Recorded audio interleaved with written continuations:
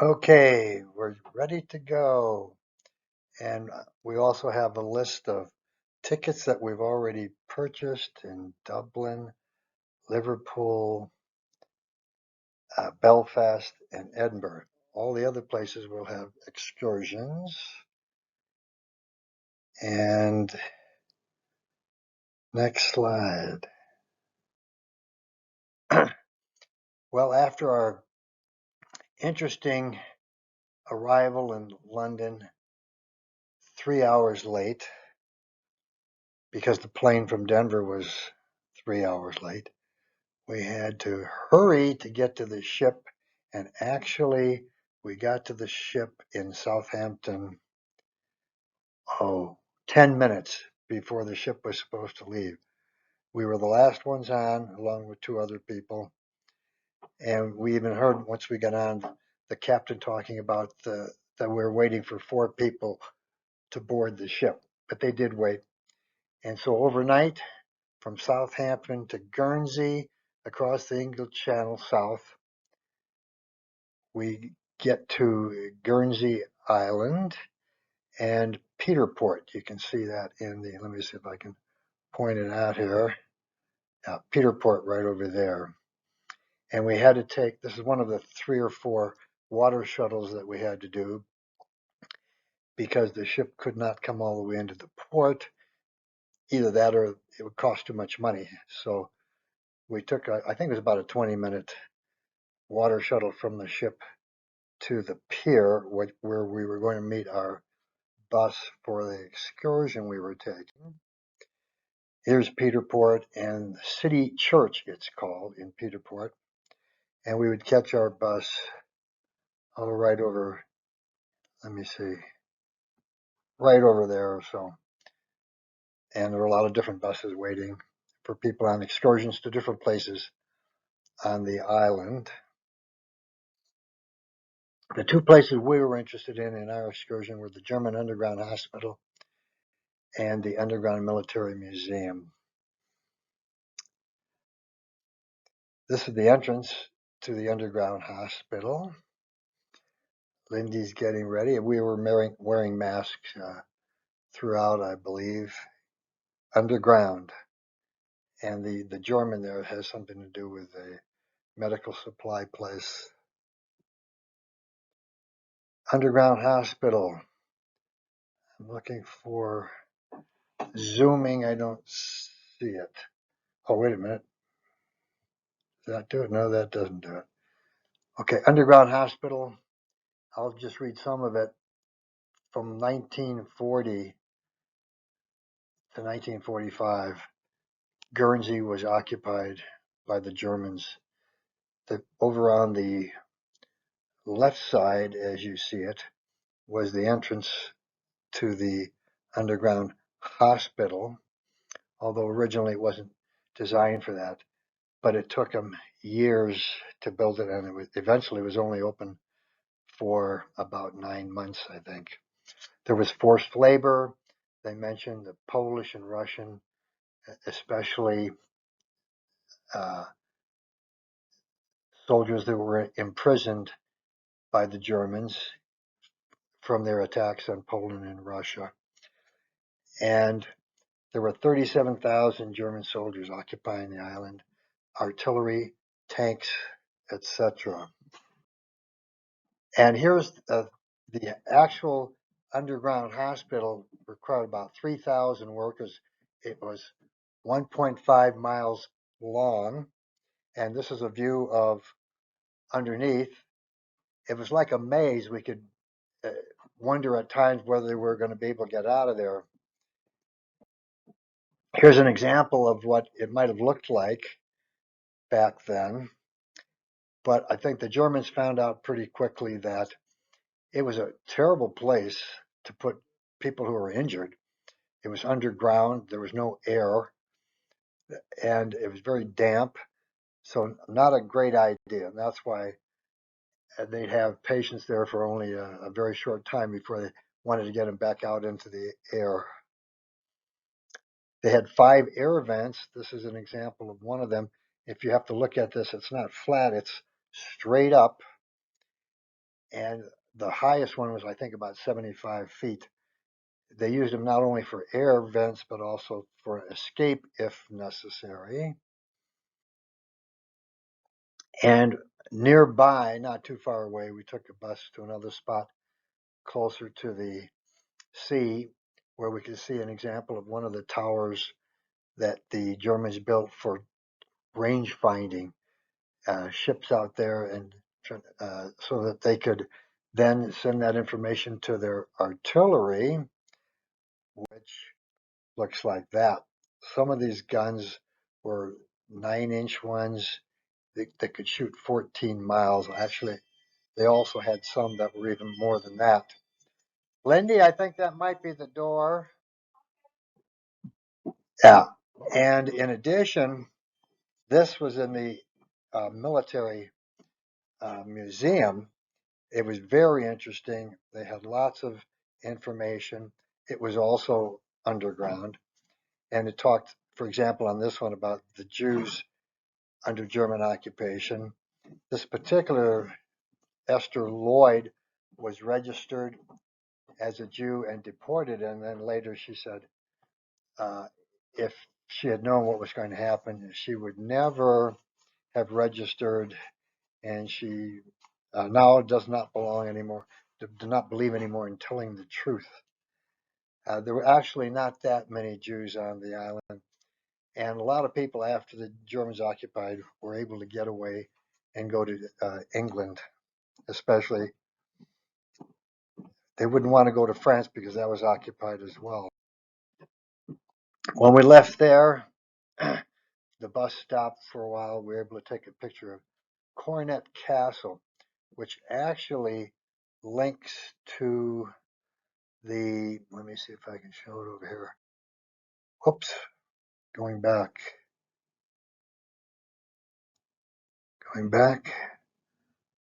Oh, somehow I got onto the next slide, which is going into Cork. Won't let me back up, I guess, when I'm recording. So coming in after we left Guernsey, it was overnight to Cobh, Ireland, where they refer to it as Cobh/Cork because Cork is very close by, but Cobh is the actual harbor you can see here in the picture.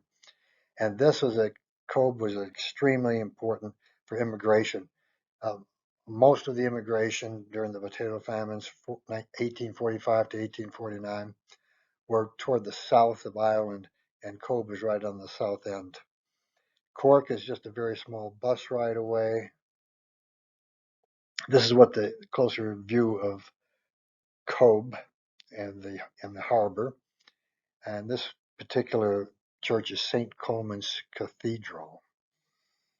And we were going to take an excursion, one referred to as Killarney sightseeing, but it's had a number of stops involved. And it had to go through Cork and then on to Killarney. Our first stop on the tour was the Muckross House. It was actually about 11,000 acres and had been there for centuries. It was the family that owned it donated it to become Ireland's first national park, Killarney National Park. First Ireland park as Ireland from 1921 or 2, I think it was. They had parks before that, but not actually Ireland National Park. Lindy outside, very expansive, and this particular Muckross house on the way to Killarney was also very famous for its gardens. This is just one brief picture. We ended up with hundreds of pictures in general for our cruise. So this is just one of the gardens. We had a lot of them. Lindy took probably 30 just of the gardens because she uses her photos to create paintings. Leaving Muckross, driving on our way again to Killarney, just to give an idea of what the landscape looks like. It's Ireland, nice and green. The bus did stop. It was an all-day tour. The bus stopped for coffee and cookies. And right across the street, Lindy found a couple of horses, not real large horses, but I don't think they're Shetland. The one head must be a burro, the one in white with the big long ears is what I would guess. And we arrive in Killarney. The bus, this is the front of the bus, bottom here. We're trying to make a left turn, but a van had parked across the street and it was impossible for the bus to turn. And so the traffic started to back up. And you can see here behind us, forward, everywhere.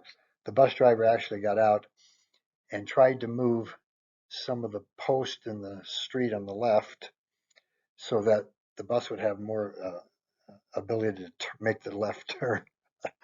He's tried to do that, but eventually the van driver got out and we were able to make the turn, and we actually stopped for lunch here and had a nice Irish lunch. It may have been corned beef, I can't remember, but we did have a Guinness for sure. Also in Killarney, St. Mary's Cathedral.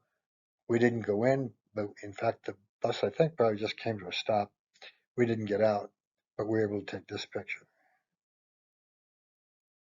And now we're on our way from Killarney all the way back to the ship in Cobh and another overnight, this time to Dublin. Picture of Dublin city center. I had maps for all the towns in which we were going to do a lot of walking.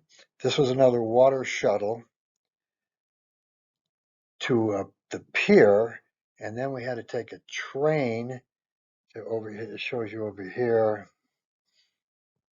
train to here, and then the train station's there, circle in red, and then we had to walk. We walked up Pierce Street, past Trinity College, and eventually to Dublin Castle and St. Patrick's Cathedral. I had tickets and reservations for both of those places. That was recommended in advance to make sure you got tickets. And here's the train station. I don't remember if this is going or coming. This is probably going. Took the train to that spot where we train station, then we walked. Oh, one of the things we packed actually by accident on the way to the castle was the statue of Molly Malone, very famous in Dublin. And local people refer to this sometimes as the tart with the cart or the trollop with the scallop. And back in the day, there was actually some controversy when they put this up, but those in favor of it said, oh, back in the time period that this illustrates, the probably 1700s, it was very common for women to breastfeed, and so it wasn't unusual to see scenes like this. Arriving Dublin Castle. This was the seat of English/British government of Ireland under the Lordship of Ireland from 1171 to 1922 when Ireland gained its independence. So 800 some years. It had been the seat of English-British government. Lindy outside before we went in, and the various structures at Dublin Castle were built over many centuries at different times. And I found a picture on the internet. I didn't take it while we were there. This was the sole surviving tower of the medieval castle from about 1228, they think. When you go inside, it's very nicely appointed. Lots of great art and history as well. The grand ballroom looks like this. Look at the ceiling. Gorgeous. And oh, there's Lindy. What's she doing? Let me see her.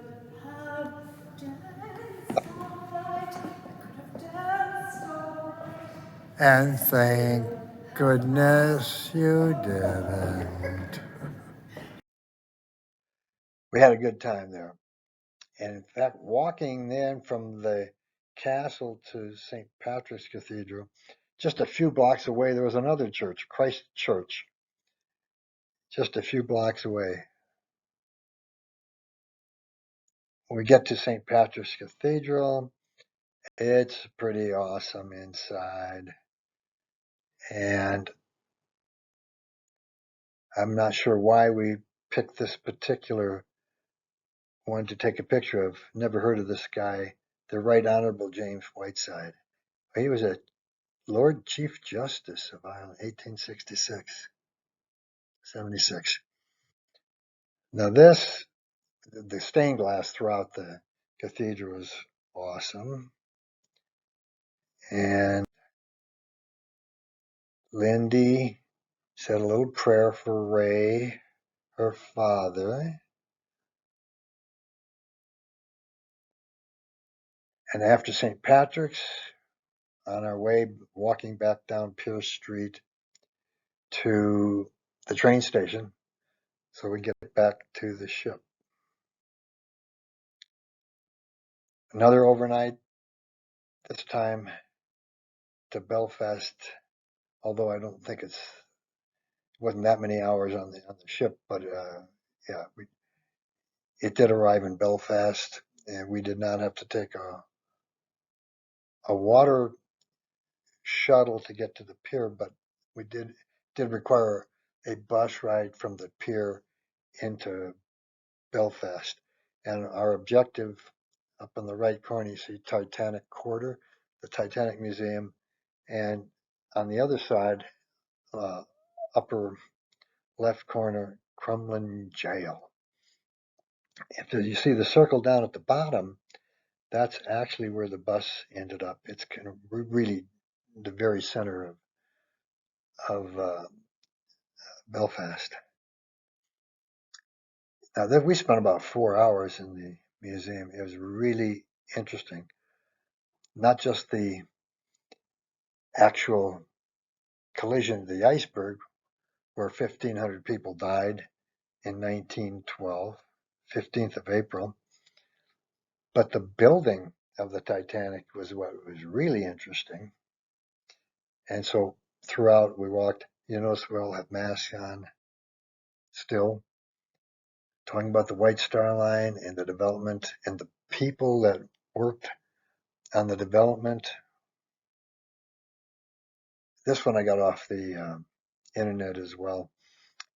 This structure, which surrounds the Titanic here, is called the Arrol, A-R-R-O-L gantry, 228 feet high.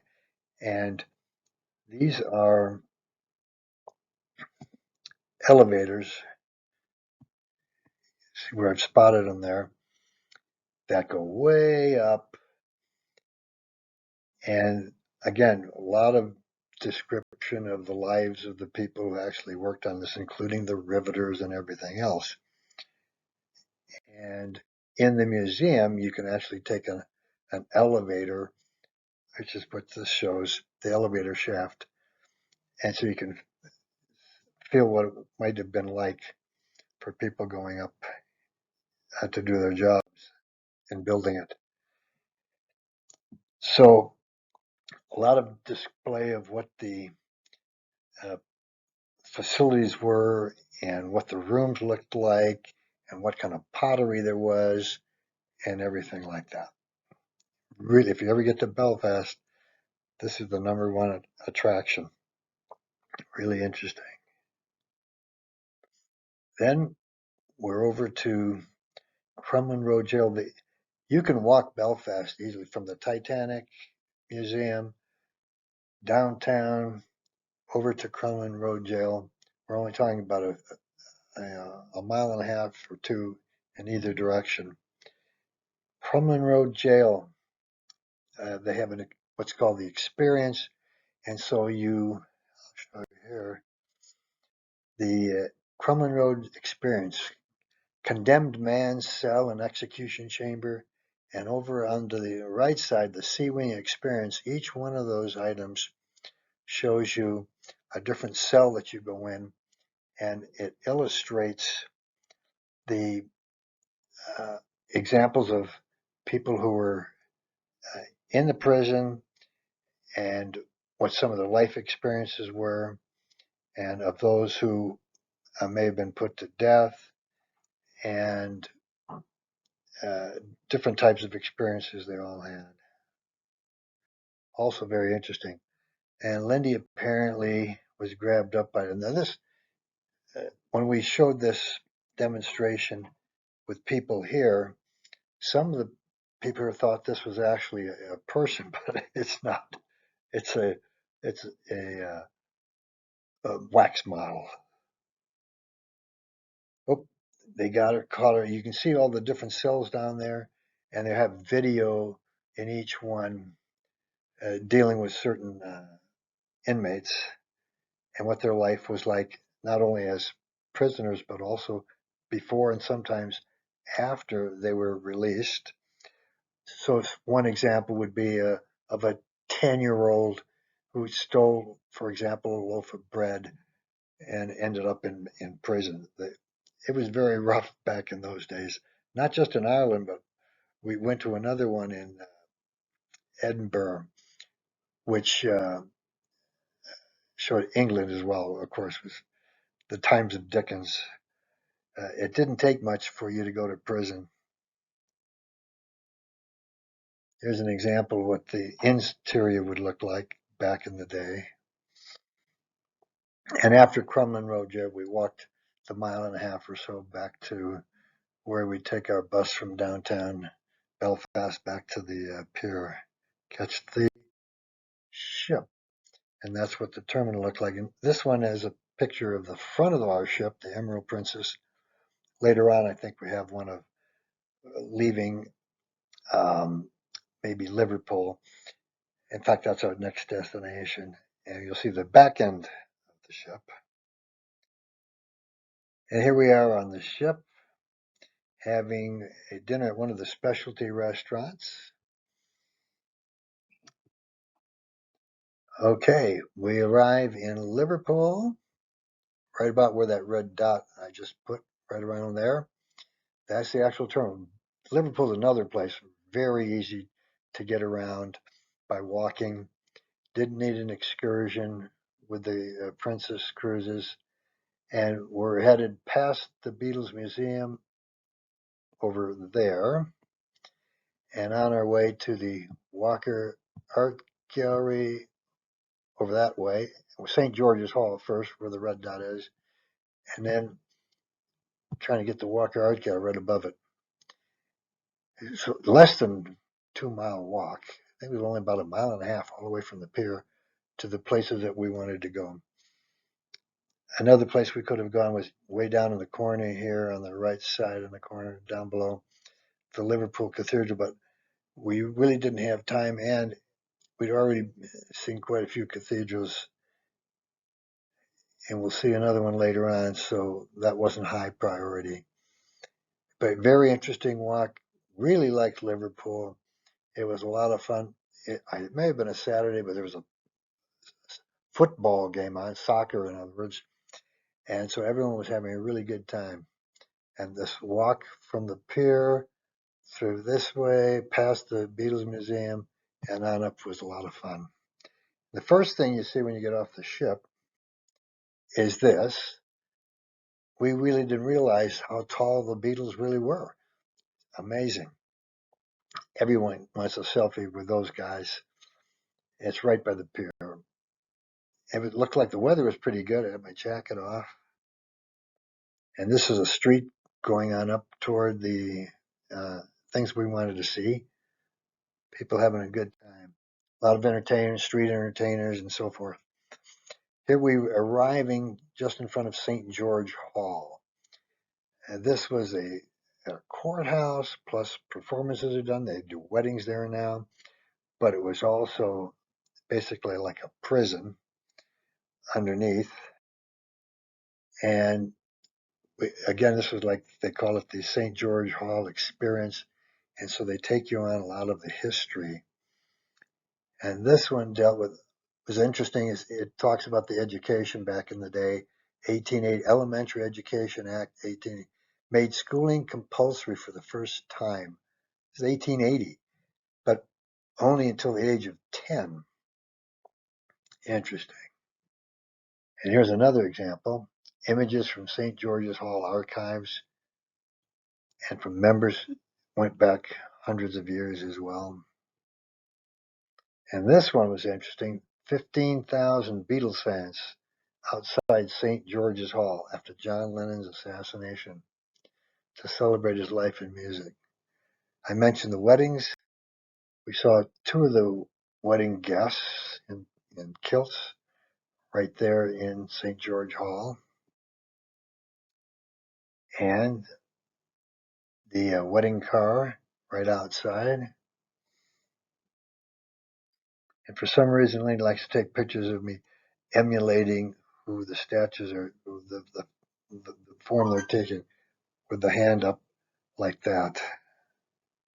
If we get in really, if we zoomed really close, we can find out who this guy is, but he's not somebody you'd recognize. But important enough to get a statue. And like a block away is the Walker Art Gallery. Really enjoyed that. It's one of the best ones in the United Kingdom. And so you see things like this. This I took a picture of because it said it was apparently the first portrayal in British sculpture of a laborer in his working clothes. This is 1884. Before that, lots of landscapes, pictures of royalty and dukes and counts. But this is the first portrayal in sculpture, supposedly, of a laborer in his working clothes. This one, this was like Lindy's nasty women's poker group. Well, maybe not. It's actually called The Scene at Westminster Union by Von Comer. A lot of great art in this museum. And after the museum, after the art gallery, then we're on our walk back to the ship past one of the millions of, in the United Kingdom, statues of Victoria, one of the longest reigning queens. And here's the back of the ship, yeah, leaving Liverpool. Lindy bought something apparently in that package there. So after Liverpool, the Glasgow was originally intended next, but Princess canceled that shortly before we left here and replaced it with Orkney Islands, which is in the far north Scotland, just off the northern coast of Scotland. You see, I think, Aberdeen in the kind of middle there, Edinburgh down there, and Glasgow was, you can see it down there at the bottom. And so that was a full night cruise all the way up to Kirkwall, which is the capital, the Orkney Islands. And it turns out we really liked Orkney Islands, and a lot of people we talked to said that was actually better than going to Glasgow. We're going to go to a place, and we took an excursion on this one, and the ship was able to go into the dock there in Kirkwall. And so we were on the bus on our way to Skara and I'll tell you shortly what that's all about. Another view so you get a feel for what it's like. A lot of sheep grazing everywhere we went there. This, of course, is the coldest part of our trip. We really needed a coat for this one. It was probably only in the 40s during the day. Scarbray, reconstructing the past. This is like an entrance. We didn't actually go in here, but this was just what it might have looked like if you were living in the little house there. but it reflects the view of daily lives of Neolithic people unmatched in Northern Europe, they say. And it's a World Heritage Site. It was unearthed in 1850 by the 7th Laird of Brecnes and was occupied, they believe, from about 3180 BC to about 2500 BC. And so if these had what you're looking at now, if there were roofs on those, you could see inside, that would be what you could have seen on that first slide I showed you. If you went in there, they give you an example of what living would have been like. It's actually supposedly older than Skarabrae, this area, and this village was supposedly older than Stonehenge and the Great Pyramids of Giza. Really cool looking place, and it really gives you a feel for what life would have been like. Again,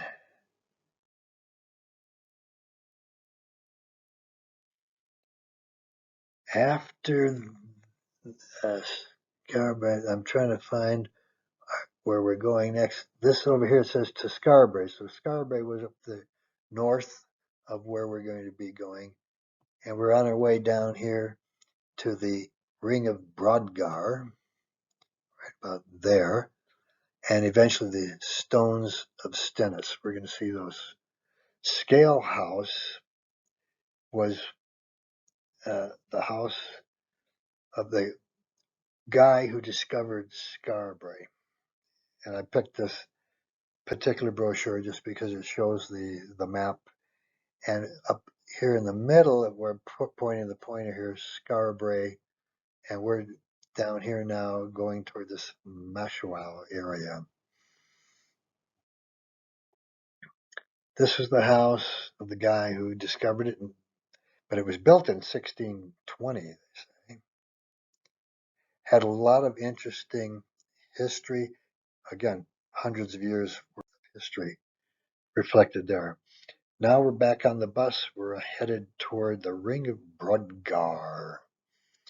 I think they named it after me, Brodgar. And here it is. Lindy, you notice the stones sticking up.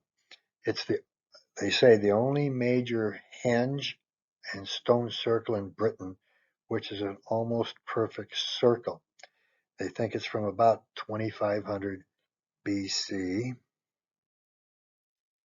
Here's a better view of it, or another view of it. Brodgar. Moving, yeah. And then we got back on the bus and headed a little bit further down to the standing stones of Stennis. They think they're from about 3100 BC. In this picture, you'll notice over there the sheep grazing, and then over here, that looks like Lindy standing next to one of them. You get a feel for the height. I remember reading someplace that when this was first discovered, it was on a farmland, and apparently a farmer knocked over one of these stones in order to make room for something or other. And the town villagers got very upset with him. They eventually righted the stone, but they wanted to maintain this history.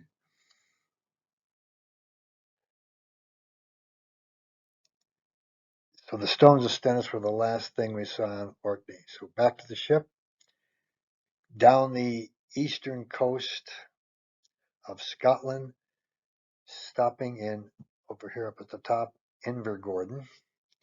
And then we had to get on a bus for about, I think, a 30-minute ride down, way down to the southwest corner to Inverness. And that's where we then were able to finish our excursion. On our way to all the excursions they had would go through that area. And from Inverness over to Cotter Castle, way over on the right side, and then eventually Culloden Moor. And here's the actual port of Invergordon. So we get on the bus down to Inverness and on our way to Cotter Castle. This is what the countryside looks like. We actually liked Scotland more than Ireland. It seemed a little more, I don't know, what we productive. I'm not sure what the word is, and the scenery as well. For some reason, we thought was even better. Cotter Castle from 1454 or so. They had other things here. Before the actual huge castle was built that you can see example of over here. From 1000, they talk about the history, what went on during that period. And it's now the home of the Dowager Countess Cawdor, so it's in the same family all these years. And she's the stepmother of the 7th Earl Cawdor, Cullen Campbell. So the Campbells have had it for all those years. And here's what it looks like. It had very interesting history and artifacts of all the thanes of Cawdor, the rulers of Cawdor all these years. More beautiful gardens. Again, Lindy took lots and lots of pictures. Another interesting one, lots and lots of pictures of the gardens. And the interior was amazing as well. One of the bedrooms. And when we came out, God, this guy was waiting.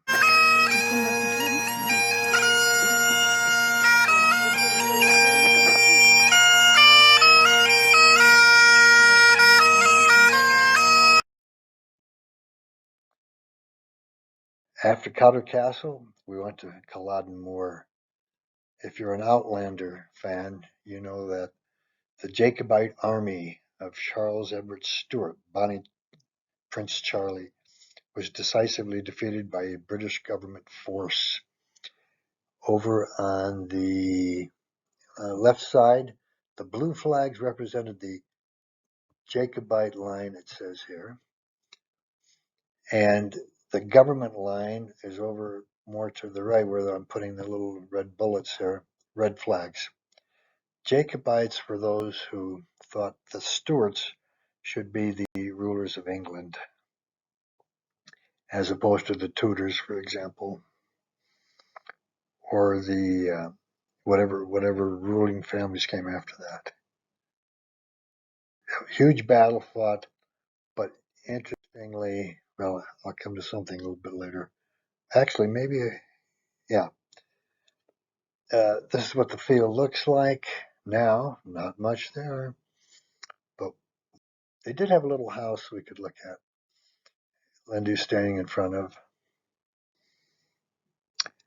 The result was relatively few British died, but a lot of the Scottish clans who were supporting the Jacobite movement. So we're now leaving. We left Inverness, Invergordon, and we're on to Edinburgh, the second to last stop. We're going to try to see the National Gallery, my little buttons over here on the left side, and the castle, Edinburgh Castle. We had to take a shuttle from the pier to up here in the middle top to about there and do some more walking. No excursions this time. We just had reservations and tickets for both the National Gallery and the castle. There was a water shuttle first, though. And in this picture, you can see back here where I'm pointing the red dots. That's our ship. Water shuttle from there to this pier, and then a bus into the city. There was also a train, but we were able to find the bus that actually went faster and it was cheaper. And when you get off the bus in downtown Edinburgh, one of the first things you see, the National Gallery. I'm pointing the red dots right above our head there. And above that, the castle. And over here on the left side, Edinburgh University. So we're going to walk by all those. First stop, National Gallery. Just a couple of the pictures there. This is also an excellent gallery. You've got a Monet on the left and Vincent on the right. Put them right next to each other.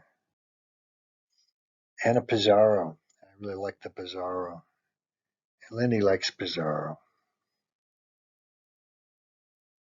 Walking on our way to the castle, one of the streets in Edinburgh. Nice place to walk. It was pretty crowded that day. Weather was still good. In fact, we had very little rain. We expected, the forecast was like rain every day in Ireland, Scotland, but we actually had very, very little. Outside the castle, ready to go in. This castle, or some castle, has been on this rock since at least the reign of David the First in the 12th century. It's United Kingdom's second most visited paid tourist attraction. It's a big place, a lot of things to see there. Lindy up front, getting ready to walk up the hill. Nice view of the hilly, uh, rocky structures in front and some of the buildings on the rock in the castle. Another view, this time you can also see off to the left where I put the red dots, the sea, the North Sea. Again, this Edinburgh is on the eastern edge of Scotland, so you get the North Sea out there.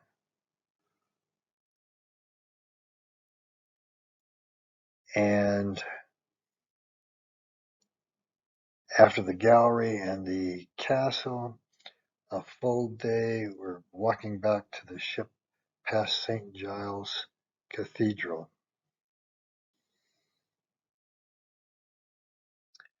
Last stop, we had scheduled a day trip when we got to Le Havre to Monet Giverny home, but they canceled it just a couple of days before we left on May 8th. And so we decided to just walk around Le Havre. It was 80% destroyed in World War II. And down here, where I'm putting my red dots, is the cruise terminal. And our main objective was just to walk around and get eventually over to the MoMA, which is another art gallery. Past the Cathedral Notre Dame, not the Paris one, another one, but this one in Le Havre. And so you walk east and then up a little, and then you can actually walk around. But it actually is much closer if you were able to walk across, because here we are from the ship, taking a picture right across over to the MoMA right there. If we could walk directly, it's only a couple, 3 blocks, but we had to walk around a mile or so to the east and around land. There's another cruise ship right in front of us there. This is the Le Havre cruise terminal.